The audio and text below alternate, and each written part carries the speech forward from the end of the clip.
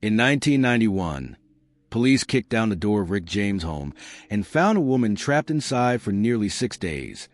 She said he beat her, burned her with a heated crack pipe, and kept her from escaping. This wasn't a scandal. This was a criminal case, and it led straight to Rick James, a man who had already sold millions of records and turned Super Freak into a global anthem. He built his image on freedom, power, and excess. But behind the music was a life already collapsing, and by the time anyone saw it, the line had been crossed far beyond return. He didn't just lose control in 1991. He had been building toward that moment for years, and by the time the police broke down that door, Rick James was already living a life most people couldn't survive for a week. At his peak, he wasn't just a star, he was everywhere. Platinum records, sold-out arenas, and a sound that defined the 1980s. With Super Freak turning into a global anthem that would later be sampled across generations. This was Rick James, a man who didn't follow culture.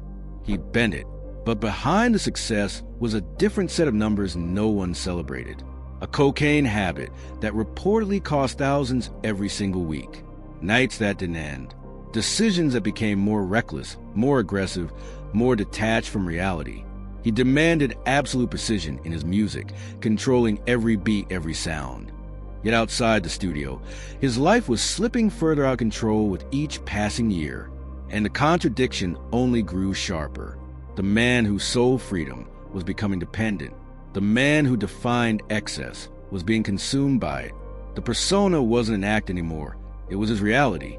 By the late 80s, the warning signs were everywhere, but no one stopped the machine, and Rick James didn't want it to stop. Because when you build your entire identity on being unstoppable, how do you admit you're already falling?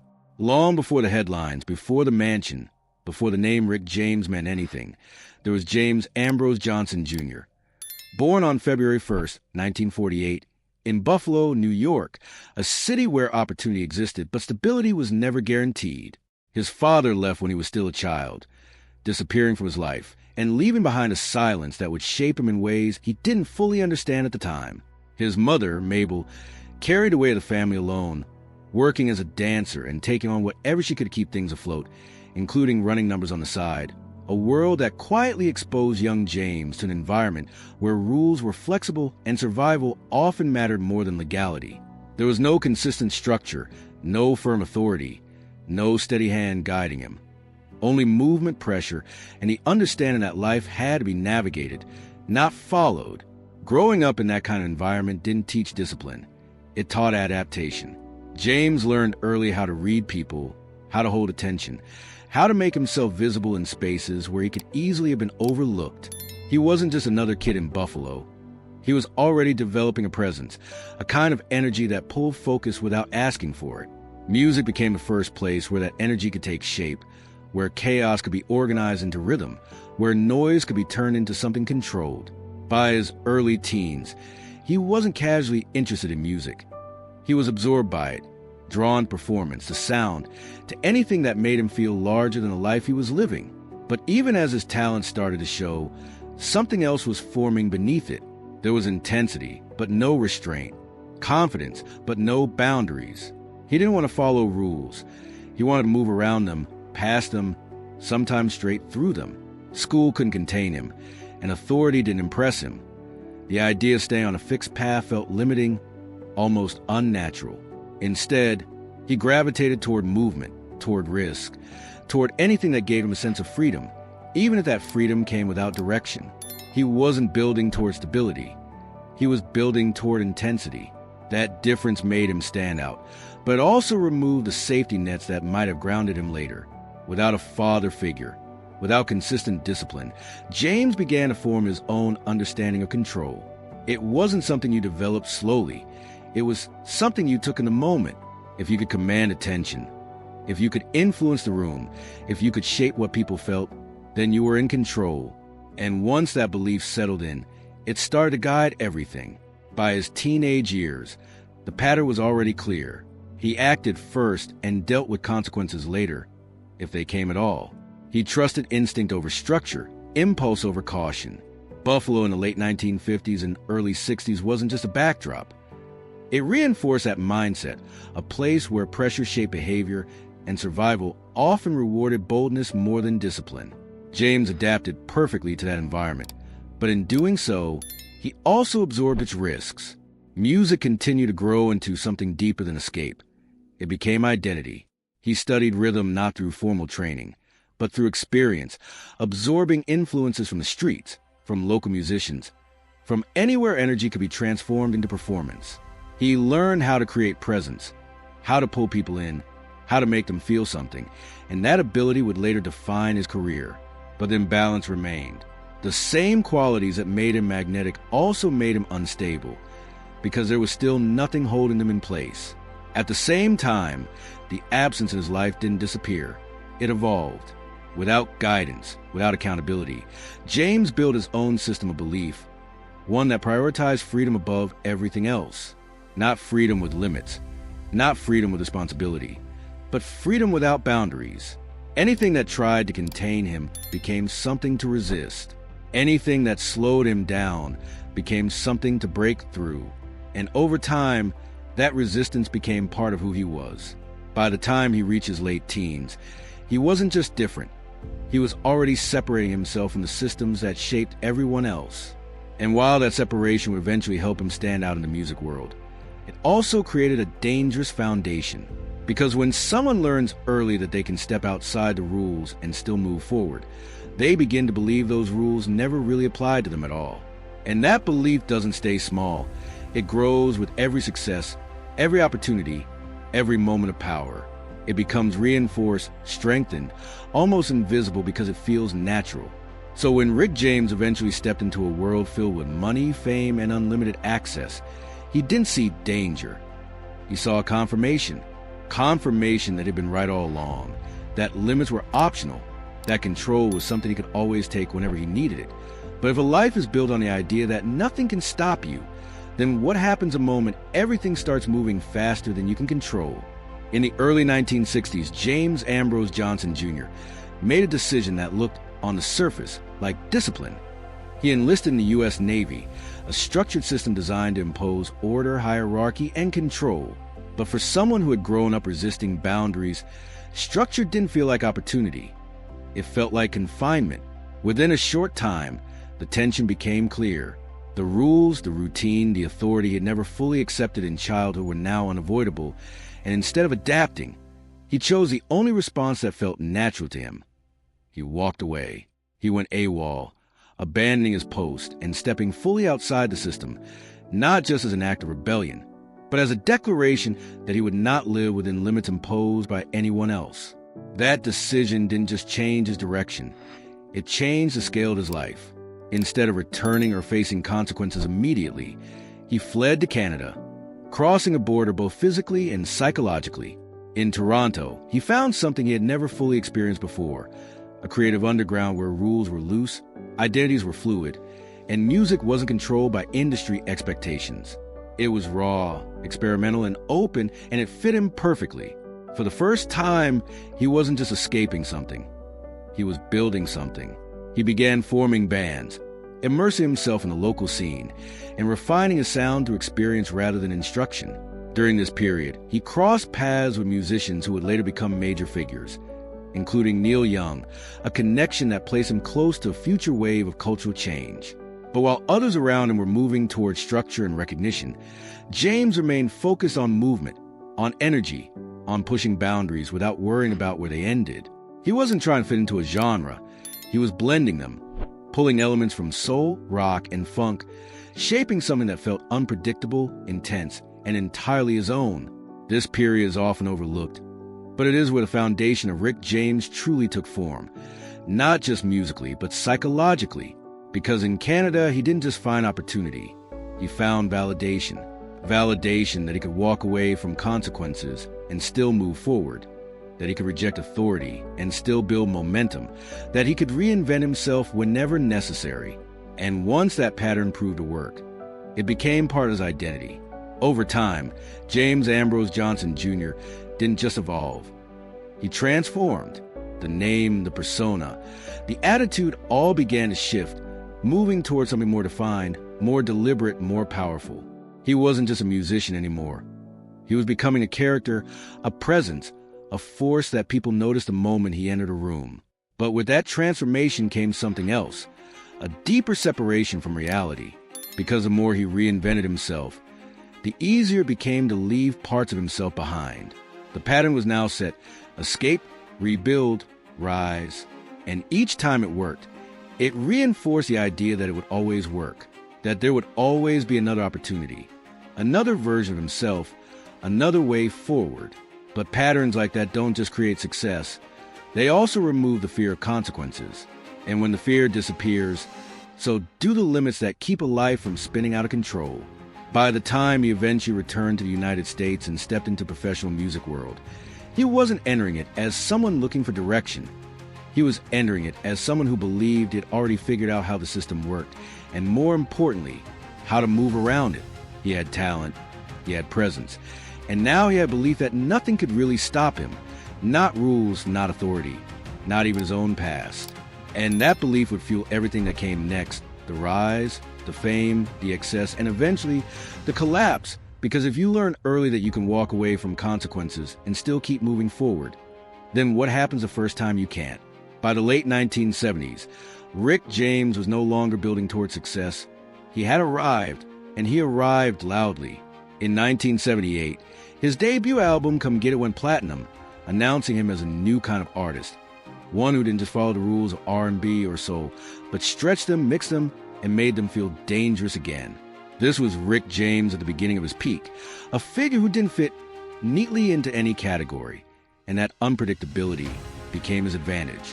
He wasn't polished, he wasn't restrained, and that rawness made him stand out in a landscape where many artists were still playing it safe. Then came 1981, and everything escalated. The album Street Songs didn't just succeed, it dominated. It sold millions of copies, produced multiple hits, and cemented his position as one of the defining voices of the decade. Super Freak became more than a song. It became a cultural symbol, a track that carried his identity into clubs, radios, and eventually into global pop culture for decades to come. On stage, he was electric. Braids, leather outfits, commanding presence. He didn't just perform, he took over the space completely. Every movement, every beat, every moment was controlled, precise, intentional. And that control was real, at least in the music. In the studio, Rick James was meticulous, demanding perfection, shaping sound down to the smallest detail. He knew exactly what he wanted, and he knew how to get it. But outside the studio, that same sense of control didn't exist. The lifestyle that surrounded his success began to grow just as fast as the music itself. Money increased, attention multiplied, and access became unlimited. There were no barriers, no restrictions, no one telling him to slow down, and more importantly, nobody would have listened to even if they had tried. Cocaine wasn't hidden. It was part of the environment. The parties became longer, the nights became heavier, and the line between work and excess disappeared completely. What had once been occasional became routine, and what was routine began to feel necessary. But at this stage, none of it looked like a problem from the outside. From the public's perspective, Rick James was exactly what he presented himself to be, a symbol of freedom, rebellion, and indulgence. Someone living a life most people could only imagine. That was the illusion, because the persona and the person were no longer separate. He didn't step into the super freak character when he went on stage. He lived it all the time, and when a persona built on excess becomes your identity, there is no off switch, no moment where you return to something stable or grounded. Everything becomes amplified, and over time, amplification turns into distortion. By the mid-1980s, the warning signs were already there, even if they weren't obvious yet. The intensity that once fueled his creativity was starting to shift, becoming harder to control, harder to contain. The need for stimulation increased, the tolerance grew, and the same energy that had built his success was beginning to push him further away from balance. But success has a way of hiding problems. As long as a record sold, as long as the shows were full, as long as the image held, nothing seemed broken. And Rick James believed that more than anyone, he had built a career by breaking rules, by stepping outside boundaries, by proving that limits didn't apply to him. Every success reinforced that belief. Every sold-out show, every hit record, every moment of control in the studio told him the same thing. He was still in charge. But control in one part of life doesn't guarantee control in another. And by the time that difference becomes clear, it's often too late. Because at the peak of his power, when everything looked unstoppable, something else was already growing beneath the surface. Something slower, quieter, but far more dangerous. And when a life is built on intensity, on excess, on the idea that nothing can stop you, how do you recognize the moment when things have already started to slip? But the collapse didn't begin with the crime. It began much earlier, in small shifts that were easy to ignore when everything still looked successful. By the mid-1980s, the rhythm of Rick James' life had changed, not on stage, but off it, where the structure that once held a creativity together was slowly being replaced by dependency. Cocaine was no longer part of the lifestyle. It was the center of it. What had once been occasional became constant, and what was constant became necessary, until the line between choice and need disappeared completely. This was Rick James at a point where control was no longer something he had. It was something he believed he still had. The signs were there, but they didn't arrive all at once. They showed up in behavior, in decisions, in the way he interacted with people around him. Paranoia began to replace clarity. Suspicion replaced trust, and the energy that once made him magnetic started to feel unstable, unpredictable. Relationships became strained, not because of a single moment, but because of a pattern, mood swings, impulsive actions, an increasing inability to separate reality from perception. The same intensity that had fueled his rise was now turning inward, becoming something harder to manage, harder to contain. And yet, from the outside, the image still held. The music still existed. The name still carried weight. And the persona he had built continued to function. That was the danger. Because when success remains visible, it creates the illusion that everything underneath it is still intact. Rick James was still seen as powerful, still seen as influential, still seen as someone in control. But internally, that control was already slipping, replaced by something far more fragile. The deeper the dependency grew, the more his sense of reality began to shift. Boundaries became less clear. Consequences felt distant. And the idea that rules applied to him at all became harder to accept. This wasn't a sudden transformation. It was a gradual erosion, a slow breakdown of the systems that normally keep behavior in check. And when those systems disappear, what remains is impulse, amplified by access, fueled by addiction, and unchecked by anything external. By the late 1980s, that erosion had reached a critical point. The separation between the man and the persona no longer existed. Super Freak wasn't performance anymore. It was a mindset, one that justified excess, normalized risk, and removed limits entirely. And once limits are gone, escalation becomes inevitable. What once felt extreme begins to feel normal, and what was once unthinkable becomes possible. This is where the story shifts from instability to danger, because addiction doesn't just change behavior, it changes perception. It alters judgment, distorts priorities, and creates a reality where actions no longer feel connected to consequences. For Rick James, that shift didn't happen overnight, but once it took hold, it moved quickly, pulling him further away from anything that resembled balance.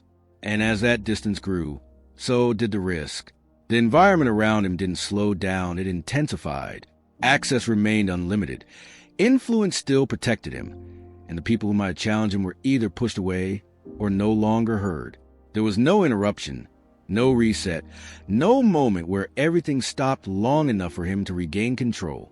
Instead, the pattern continued, accelerating in a direction that no one fully understood at the time, until 1991, the moment when everything that had been building beneath the surface finally broke through, forcing the world to see what had been hidden behind the image, behind the music, behind the success.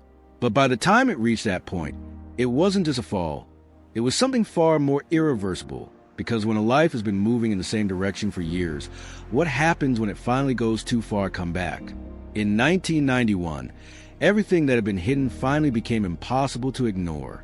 Police entered Rick James' home and uncovered reality far removed from the image the world had been sold. A woman held inside for nearly 6 days, describing violence, control, and abuse that went far beyond anything associated with music, fame, or excess. The details were disturbing, but what made them even more shocking was the name attached to them. This was Rick James, the same man who had once defined an era, now at the center of a criminal case that would permanently change how he was seen. For the first time, the persona and the reality collided in a way that couldn't be separated. Super Freak was no longer a stage identity. It had become something darker, something real, something that carried consequences. The headlines didn't talk about music, influence, or legacy. They focused on charges, on testimony, on the gap between who he had appeared to be and what he had become. And in that moment, the illusion broke completely. The legal process that followed was not just about a single incident. It was about a pattern of behavior that had escalated over time, fueled by addiction and reinforced by years of unchecked power. Witness accounts, court proceedings, and public scrutiny all pointed to the same conclusion. This was not an isolated collapse, but the result of a long, uncontrolled descent. The environment that had once protected him, fame, influence, access, could no longer shield him from consequences. For the first time in his adult life, there was no escape, no reinvention, no way to step outside the system and keep moving forward. When the conviction came, it marked more than a legal outcome. It marked the end of the version of Rick James the world had known. Prison didn't just remove his freedom. It stripped away the identity he had built, leaving behind someone forced to confront the reality of what his life had become. The control he once believed he had was gone, replaced by structure, restriction, and time. Time to reflect, but also time to face what had been avoided for years. And in that space, the contrast became unavoidable. The man who had built a career on freedom was now confined. The man who had rejected limits was now defined by them. The same mindset that had once driven his rise, no rules, no boundaries, no consequences, had led him directly to a place where every rule mattered, where every boundary was enforced, where consequences were no longer abstract. This was the true collapse. Not just the arrest, not just a conviction, but the realization that the life he had constructed could not continue, that the patterns he had relied on no longer worked, and that the version of himself he had believed in was no longer sustainable. There was no audience, no stage, no music to shape the moment, only reality, unfiltered and unavoidable. And when everything is stripped away like that, when the noise disappears and the identity fades, what remains is a question that can be avoided, no matter how long it has been ignored. If everything that once defined you is gone, then who are you left to be? Prison didn't just take Rick James' freedom. It removed everything he'd used to avoid himself. There were no stages, no studios, no crowds, no late-night distractions, no environment where excess could hide behind success. For the first time in decades, there was silence, structure, and time. Time he couldn't escape, time that forced him to sit with a version of himself he had spent years running from. This was Rick James in a place where control was no longer something he could take. It was something he had to surrender to. At the beginning, that shift wasn't clarity. It was resistance. The same mindset that had carried him through his life didn't disappear overnight. He had always believed he could outmaneuver consequences, that there was always another path forward, another version of himself he could step into. But prison doesn't offer alternatives. It doesn't allow reinvention in the same way the outside world does. It holds everything in place, forcing time to move slowly enough for reality to catch up. And as that reality settled in, the distance between who he had been and who he had become became harder to ignore without the constant stimulation of his previous life. The patterns that once felt normal started to look different. Addiction, which had once been part of the environment, now revealed itself as dependency. The behaviors that had been justified as freedom began to feel like loss of control, and the persona that had once defined him started to fade, leaving behind something far less certain, far less stable, but far more real. For perhaps the first time, Rick James wasn't performing. He was confronting. That confrontation didn't happen all at once. It came in moments, in realizations that built slowly over time. The understanding that the life he had created wasn't sustainable. The recognition that the choices he had made were not separate from the consequences he was now facing. The awareness that freedom without limits had led him directly into confinement. These weren't easy conclusions, and they didn't arrive cleanly, but once they appeared, they couldn't be ignored. When he eventually left prison, he didn't step back into the same world he had left behind. The industry had changed. The image had changed. The audience had changed. And most importantly, he had changed. Even if that change was incomplete, there were attempts to rebuild, to return to music, to reconnect with the identity that had once defined him. But the context was different now. The illusion of being untouchable was gone, replaced by the understanding that everything could be lost, and in his case, already had been. But this wasn't a simple redemption story. There was no clean reset, no moment where everything became stable again. The past didn't disappear, and the consequences didn't reverse. What remained was something quieter, more complicated, a form of awareness that hadn't existed before, an understanding of limits, of consequences, of the cost of living without boundaries. It didn't erase what had happened, but it changed how he saw it. And in that space between who he had been and who he was becoming, there was a different kind of rebirth, not a return to the past, but a recognition of it, not a restoration control, but an awareness of how easily it can be lost. Because when someone spends their entire life believing they are unstoppable, what does it mean to finally understand that they never were? After prison, Rick James didn't return to the life he once knew, because that life no longer existed. The industry had moved on, the image had changed, and the version of him that once dominated the 1980s could not simply be recreated. This was Rick James in a different phase, one where the spotlight was no longer automatic, where attention had to be earned again, and where the past followed him into every room he entered. The fame hadn't disappeared, but it had shifted, becoming something more complicated. Part respect, part controversy, part memory. There were attempts to reconnect with music, to re-enter the space that had once defined him. But the context was different now. Audiences no longer saw him as just a symbol of freedom and excess. They saw the full story, the rise and the fall, the success and the consequences. And that changed everything, because legacy isn't built only on what you create. It's shaped by what you survive and how the world chooses to remember it. Yet even as his personal trajectory slowed, his influence didn't. The sound he helped shape continued to move forward, carried into new genres and new generations. His music was sampled, referenced, reinterpreted, becoming part hip-hop and pop culture in ways that extended far beyond his original era. Super Freak lived on, not just as a hit from the past, but as a foundation for future artists, a piece of musical DNA that continued to evolve long after creator had left his peak behind. But that legacy carried a dual meaning. On one hand, Rick James remained a pioneer, someone who had pushed boundaries, expanded sound, and challenged expectations.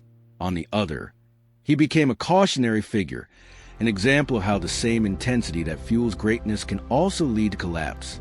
His story wasn't clean, it wasn't easy to categorize, and it didn't fit into a simple narrative of success or failure. It existed in between, shaped by contradiction. In his later years, there was less noise, less chaos, but also less illusion. The larger-than-life persona that had once defined him no longer dominated every moment. What remained was quieter, more reflective, shaped by everything he had experienced and everything he had lost along the way. He wasn't the same figure who had once commanded every stage, but he was still present, still part of the cultural memory, still connected to the music that had defined him. And that is where his story settles. Not at the height of his success, and not only in the depth of his fall, but in the space between them, where influence continues even as control fades. Because in the end, Rick James didn't just leave behind songs. He left behind a pattern, a story that continues to repeat itself in different forms across different generations. But when someone shapes culture that powerfully, does the world remember the music or the consequences that came with it? Rick James built his life around one idea: freedom without limits. He chased it, lived it, and turned it into music that millions of people connected with, music that made them feel something raw, something unfiltered, something real. This was Rick James at his most powerful, a man who didn't just reflect culture, but reshaped it, pushing boundaries that others were too careful to approach. But the same mindset that gave him that power also removed the boundaries that could have protected him. Because freedom, without structure, doesn't stay freedom for long. It expands, it accelerates, and eventually it turns into something else. Something harder to control, harder to stop, and harder to survive. For Rick James, that shift didn't happen all at once. It happened slowly, over years, through choices that felt justified in the moment, reinforced by success, and hidden by the image he had built. By the time those choices caught up with him, they weren't separate events anymore. They were the result of a pattern that had been there from the very beginning. His story isn't just about fame or music or even downfall. It's about the thin line between control and chaos, and how easy it is to cross that line when no one's there to stop you, or when you don't believe anyone can. He showed the world what it looks like to live without limits. But he also showed what happens when those limits are gone for too long. And in the end, that's what remains. Not just the songs, not just the image, but the contrast, the rise that felt unstoppable, and the fall that proved it wasn't. Because sometimes the very thing that makes someone unforgettable is the same thing that destroys them. And if that's true, then was Rick James ever really in control? Or was he just moving faster than the consequences that were always coming?